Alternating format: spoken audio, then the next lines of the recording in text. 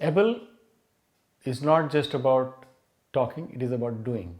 So it is experiential learning. As I said, all learning comes from experience, but not all experience ends up in learning. So what have we done so far? We have built a geodesic dome. A geodesic dome was designed by Buckminster Fuller from California. It's like a soccer ball cut in half. And you will see that this dome silhouetted against the sunset is a place where I live. It looks like a spaceship. So I tell people I'm finally going home. Then we have a geometry dome, which can be made with just 25 bamboos. It can be built in half a day. The one we have is more robust and therefore it has taken us a longer time to build. But it's again a way of learning geometry. We have a geothermal. Geothermal takes the energy from the earth and it is a natural air conditioner. In summer, it keeps the place cool, and in winter, it keeps the place warm.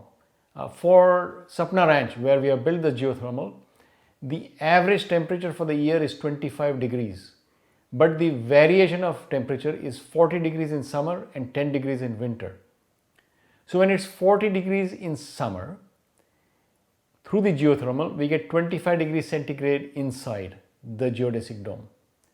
And when it's 10 degrees in winter, we get 25 degrees temperature inside the geodesic dome. So therefore it works both as a cooler air conditioner in summer and as a heater in winter.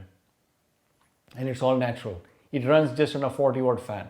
So it is much cheaper to run than an air conditioner. And again, air conditioners don't usually work in winter. You've got a parabolic solar cooker to make meals. This is just on an experimental basis, but we can cook meals for 6 people, dal and rice. If we put the parabolic solar cooker out at 9, by 12 it is ready. Okay. In addition, we have Western style compost toilets, which is known as UDD, urine diversion dry toilet. So these toilets are good, they don't smell, and they use aerobic bacteria for decomposition. So that's again a benefit, and we can use the manure for our plants. We do organic farming, and also we have food forest, which is permaculture based. In addition, we have HYPAR, which is a hyperbolic paraboloid.